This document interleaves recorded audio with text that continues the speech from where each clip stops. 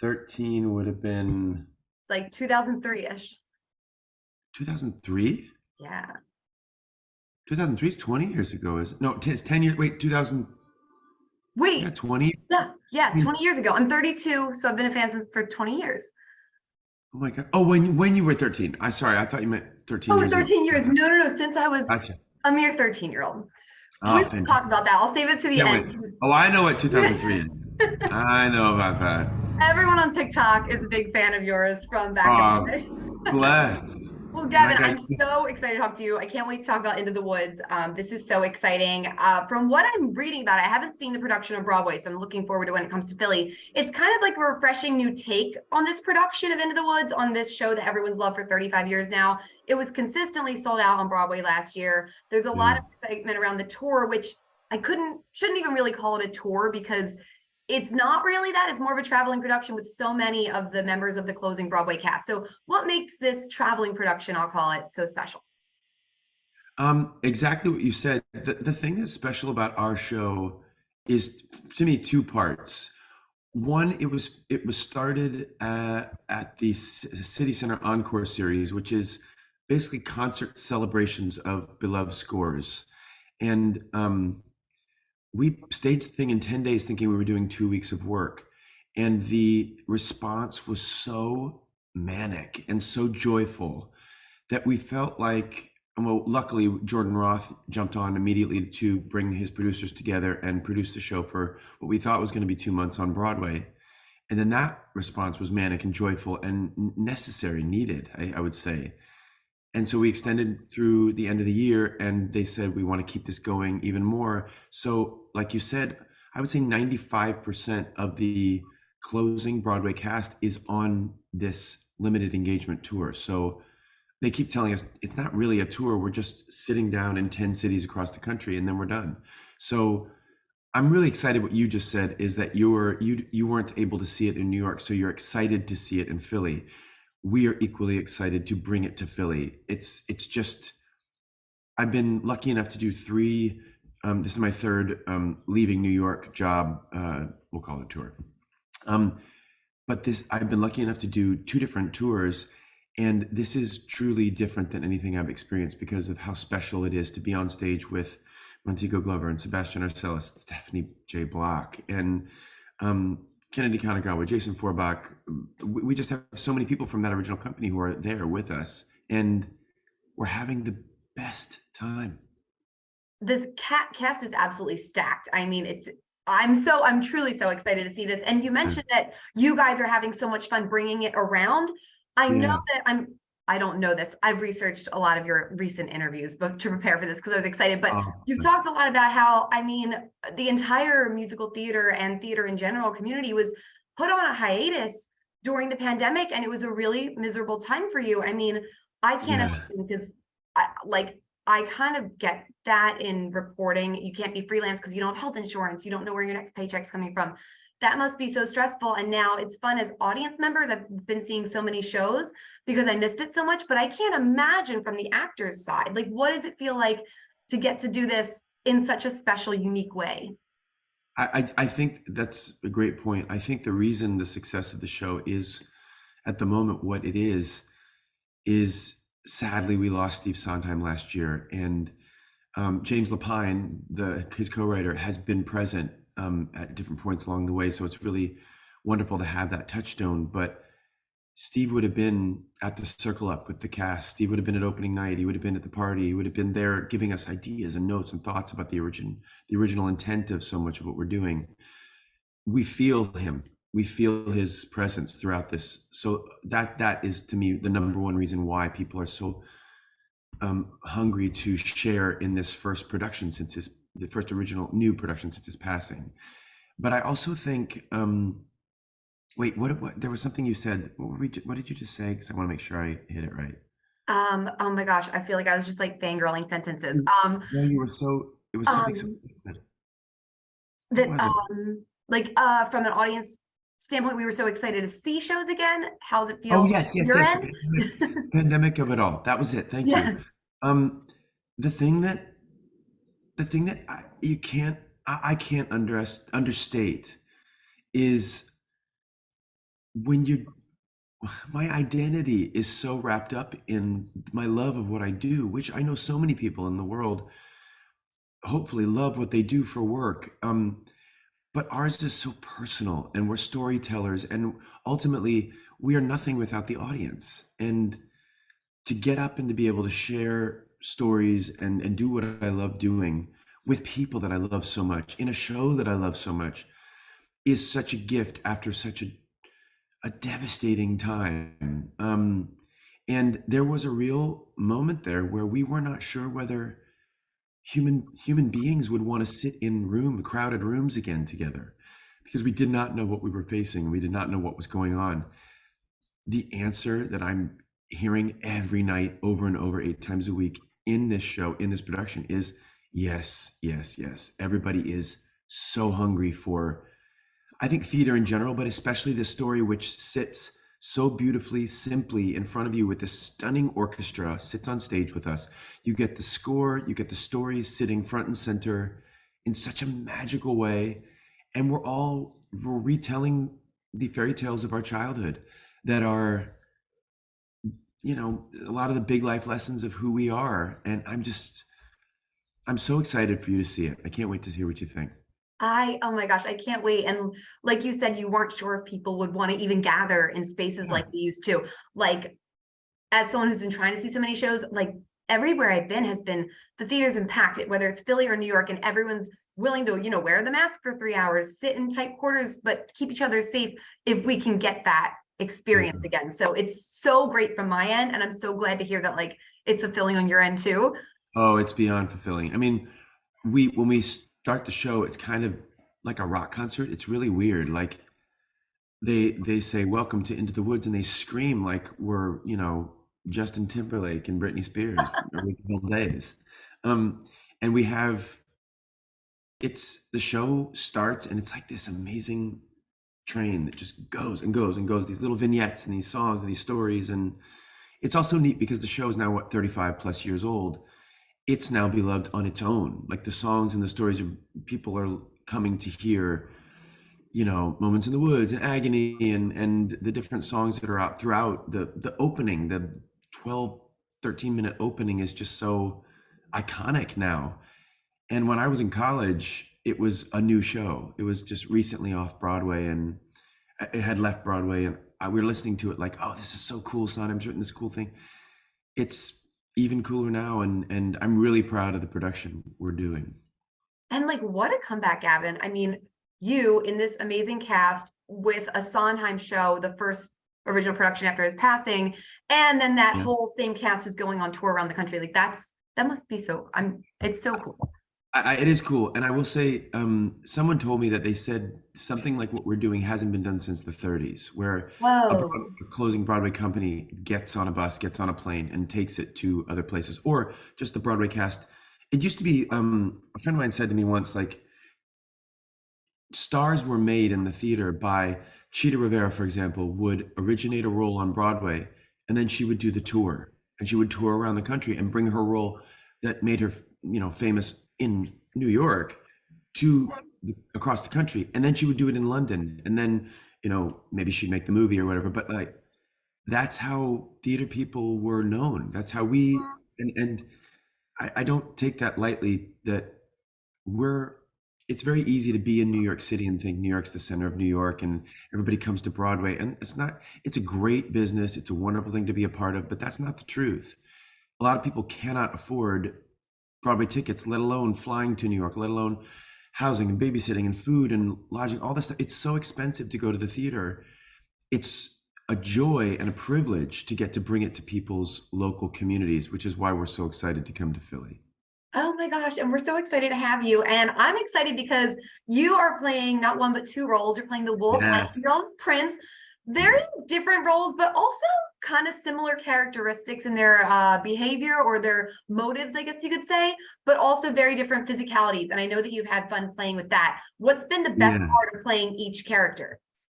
Making them individual. The best part of getting to play the wolf and the prince is to find what makes them different, and also what parts of me that I can string together. So people will sort of be like, "Oh, that's the same guy." I have to tell you, in New York, Quay, one of our security, amazing security team at the St. James, about four months into the run, I was out in the lobby, and she goes, "Come here.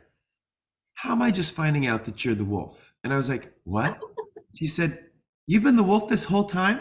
She'd been watching the show for 4 months. I go, "Yeah, Quay, that was me." And she's like, "I had no idea." And I said, "That's the best compliment you can give me."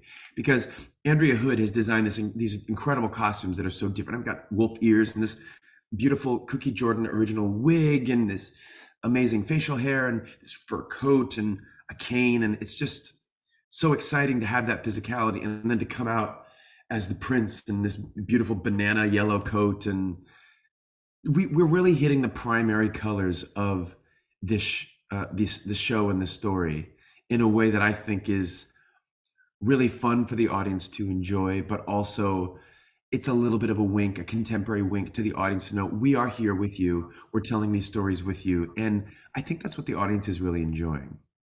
I mean, you get the best song because you get Agony, which is my Oh favorite my song on the show. gosh. Best song. I when I first started listening to the Into the Woods soundtrack, that was the number that I would do on repeat. And it's bizarre to think that I'm singing it now every night on stage. I never thought I'd play this part. And here I am singing the song that I love the most, you know? You never thought you would play it. Is it something that you'd always I don't want to say been a dream role, but a role that you wish to get the chance, or did you just never kind of consider that role? No, I never considered it. I never did. I always thought I was more of a baker, and I that would be fun to try that challenge someday. But I was I can't imagine not playing these two parts. I love doing it. I wasn't ready to be done after City Center. I'm so glad it went on for the couple months on Broadway, and then I signed on and signed on again. And I'll be sad to let these characters go. They've been a real joy to play. Is it true that you initially only had 2 weeks to rehearse for this show when you went to the encores presentations? Yes. Yeah, A fun-time our rehearsal, show, geez. a Sondheim show, which I'm going to say the encores model is bonkers and is a little maddening, if I'm honest. Um, it's too short of a time to pack in the amount of work that the audience has now come to expect from a production in New York. And yet, when you have Sarah Bareilles and Neil Patrick Harris and Heather Headley and Jordan Donica and Danae Benton and on and on. Forgive me for the people I'm forgetting right off the top of my head. Annie Golden we just had this incredible group of people. They come with their A game, and it's like, okay, here we go. We're gonna make this. This is a show. We're gonna tell the story together. That said, our entire cast for that first 2 weeks was like finishing their number, running off stage, and then going, okay, where do I go next? What do I do next? Okay, what are the lines? What am I saying? So the whole 2 weeks we were in a state of sort of not panic as much, but stress for sure. And then it was nice to get. We lost obviously a few of the cast members because they had previous commitments to come to Broadway, but then we gained Brian Darcy James and Patina Miller and Philippa Sue, and we grew the show even more in such a beautiful way. But we had the time to kind of dig in a little deeper. And now that we're on the tour again, with so many of the same people and adding Sebastian Arcellus and Stephanie Block and Montego Glover, we're deepening it and deepening it and deepening it even more. And those were all people who were on Broadway for the long run since September. So we just keep growing it and growing it. But yes, the beginning of the process was insane. Also, like, thank God you kept getting extensions, because can you imagine those 2 weeks for like a really short run? It's like, Oh, it is so worth it putting in all I that know. craziness, because now it's grown into something incredible. Yeah. Gavin, we are actually going on 36 years almost of Into the Woods. On a service level, it's a really entertaining show. It's kind of a fractured fairy tale musical, still selling out theaters everywhere because people love this story. But I find that I watch it now as an adult with very different eyes than when I was a teenager. I find myself kind of feeling for all the characters, feeling for the giant. I've seen comparisons drawn of the giant to the AIDS epidemic, and now to even like COVID in a way. Why do you still think that this show is still so relevant and still selling out all these years later? There's no right answer to this question, but I think the appeal of Into the Woods is long lasting and deepening and deepening and deepening with each generation that gets to encounter it. Because at its core, it's stories that we were told as children to teach us how to be better human beings, to care for one another, to make us not feel alone, and to consider one another within the world, not be greedy, not be vain, um, to honestly also to romance a beautiful world that could be filled with um, fairy tale princes and princesses and uh, just a magic that we're told as young people, and then Lapine and Sondheim have combined it in a beautiful way that speaks to the adult themes on it. So it's children can enjoy it, but adults are deeply impacted by. I too, like you, met it as a younger person who was probably enjoying what was on the surface, and now as I get older, in each generation that goes by, each decade that passes in my life, I see what it is. I'm not a parent personally, but all my friends are, most of my friends are parents, and what it is, the challenges of raising good human beings. And we talk about that in the show, and the themes about kindness and consideration, and no one is faultless. That amazing song, Your Fault, that it passes the blame, and everyone is good and bad at the same time. Everyone has lessons they have learned and still need to learn. The giants can be right. Witches can be right. Giants can be good. You decide what's right. You decide what's good. It's just a beautiful, um, open, educating, loving piece.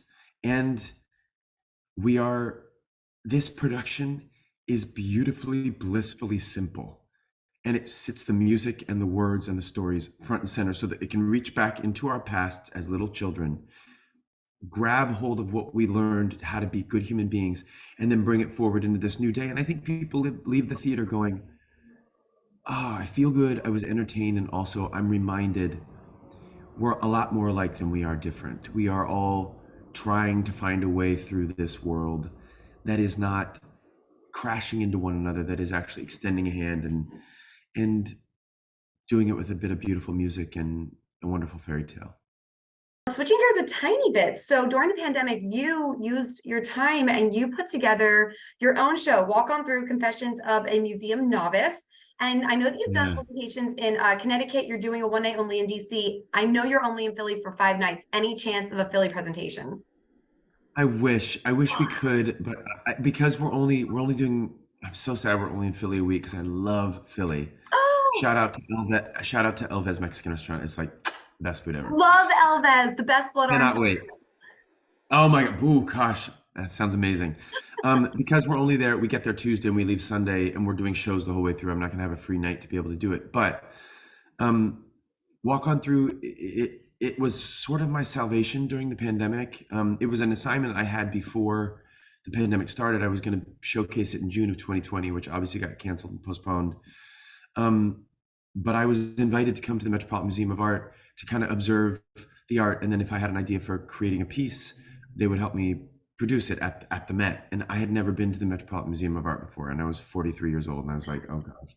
So the only show I could do, I thought, was to share that story, and it's grown into a musical. I call it a concert-sical. It's kind of like a concert and a musical have a baby.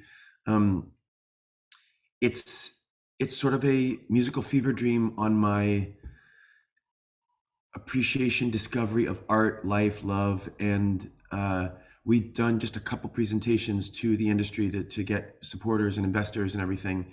And I'm really excited to say that I actually have a call today to talk about a possible future production that'll be our first production to start the ball rolling. My hope is that I play it I will be in Philly for a run. That I'm just really, I've been in the business. I got my equity card 27 years ago this coming summer, and I've always wanted to make something to leave in the canon of musical theater, and this is that thing that I'm really excited to share with everybody. So keep an eye out for Walk On Through. I think our Instagram is Walk On Through Musical. We're working away. We got a really amazing team doing the work. That is wonderful news. What an accomplishment. That's Yeah. congratulations. You must be so proud of that. It's like your baby, I'm sure. So that's amazing. It really is. I'm really proud of it. It's also my baby that I've been holding and working with and be like, okay, sit up straight. Okay, now bend over. Now try this. Let's try this. It's when you're creating a piece of art, it's like, I love you, but you can be better. I got to try to make, it's and that's the thing I identified so much with all of the artists. We go to the museum and we see and we think, oh, it's just this finished thing. It's this masterpiece. The anguish and the toiling and the repainting and the throwing away and the number of canvases that were before and the studies and the research and the emotional investment. I'm realizing now with Walk On Through that I understand more what it is to try to make something and leave something. But I'm really proud of it, and I hope to share it with everybody very soon. That's such a beautiful way to think of it. I'm guilty of like sometimes I'll go to the museum, I'll be like, oh my gosh, some of this is kind of boring. But I like that way of thinking about it and that's why I was like, oh, this seems really cool. It seems like you and I had that in common. I don't think I've been in Oh New yes. York for 8 years and I've not Oh been. oh oh yeah. No, my attention span is that of a fruit fly. It's like, oh, what's this? My art education is zero. It was an assignment to just kind of like walk through and go, what if nothing you feel or think is wrong? Write it down. Nothing is wrong. You don't have to know anything. You don't have to, because there's a lot of posturing that happens in museums. People like, oh yes, look at the light, look at the whatever, and you're like, oh yeah, sure, sure, sure. I don't know what you're talking about. I don't know the history of these people's lives. I didn't study it. I was like in choir singing songs and in acting and running around pretending to be whoever. But now I have such a better growing appreciation of what it is to create, to be an artist, to sit in creative process.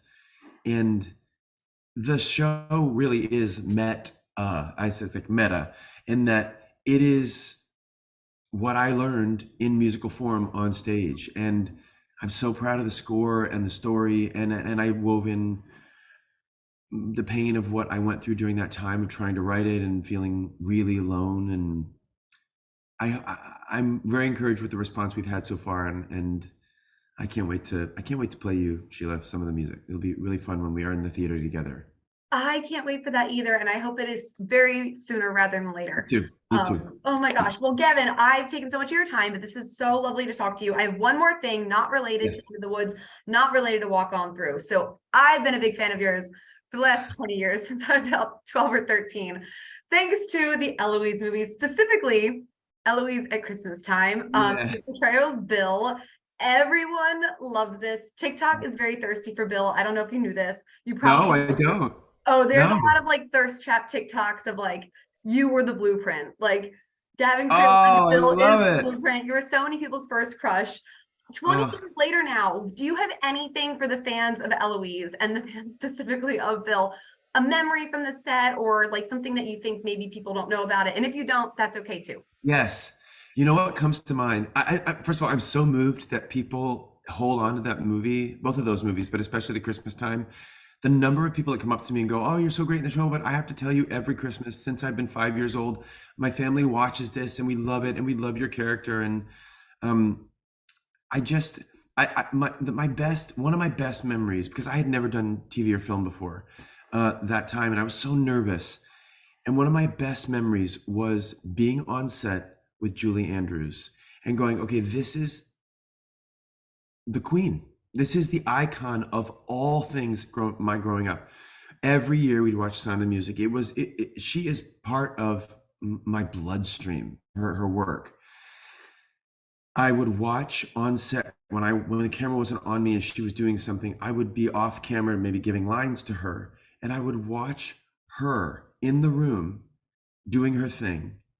And then I would watch the monitor and I would see how it would translate. I'd be like, there's Julie, this person I'm becoming friendly with, who's just at the craft services table and outside trying to remember her lines and walking around in the snow on this on at the soundstage. And then I look at the camera and I'm like, and there's this megastar icon queen, Julie Andrews.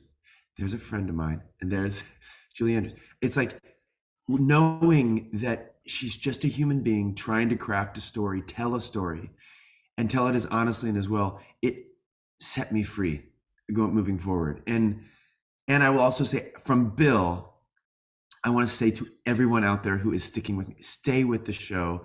Watch it every Christmas. I'm so grateful that you're fans.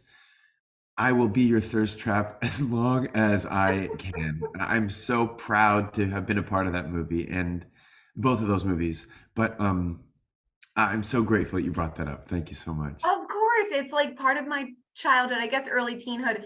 I always imagine it'd be fun to do a Christmas movie because even like Eloise at Christmas time, people watch it every single year. So you're kind of Yes. like cemented.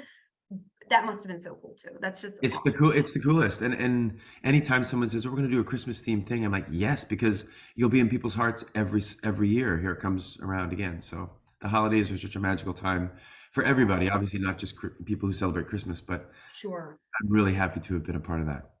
Oh my gosh, Gavin, it was such a pleasure to speak to you. I'm sorry I took Thank so you, much time. Sheila.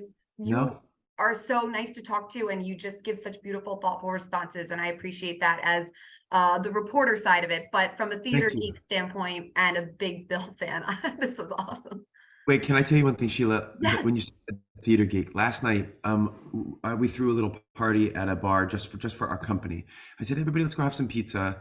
We bought a bunch of pizza, and we went to my friend, opened up the second level of his bar, so we had a little private room. And he has, it's a gay bar, so he had all those where they do like theme nights, and there's screens all over the place. And he was like, what do you want me to play? And I was like, maybe just put, they do a show tune night. I said, maybe just a bunch of show tune clips. And when it started, I was like, oh, maybe that was a bad idea, because as people are coming in, people were like watching, and it was kind of quiet. It's all theater geeks. We're all theater nerds, and we got our pizza, and we just stood like little kids, from the oldest person in the company, who's like 75 years old, to the youngest, who's like 23. We just stood and we were screaming and laughing and cheering, and then every once in a while one of us would pop up on the screen from a Tony Award performance or a morning show performance, and we would just look and go, this is us. We were born like you. We're the same in that we just love going to the theater. We love being a part of an audience, and there we were, just a bunch of people who you'd think on our off and after a show we don't want to see anything theater, and we're just loving it. So it just reminds me, like, we're all theater geeks at the heart. The people who love the theater, and even people who have never been to the theater and don't know anything about it, come be a geek. Like, we are so proud to be the nerd geek theater weirdos that we are. So you're always welcome in the theater. Everybody's welcome. Oh my gosh, you're like actually making me emotional. That was so beautiful. And Oh yeah. it's like I think it's the most fun identity to have is being a theater geek. So everyone Yep. should give it a try because it is just the most Everybody. inclusive group of people. And Yep. Gavin, you are a delight. You are wonderful. Thank You you too. Thank you so, so so, much, so Sheila. much. I Thank you. appreciate I'm it. going to send this out to Brian. He'll put it in touch with your team once we air this closer to the show. So I think in like 2 weeks or so. But thank you, Sounds thank you, good. thank you. And break a leg. If you come to the show and you're, I don't know, by the stage or something, say hi to me real quick, and I'll say a quick hi. That'd be great to see you. I would love that. I would love to meet you in person. Thank you. I will do that. Thanks, Sheila. Great to Take see care. you. Bye, Gavin.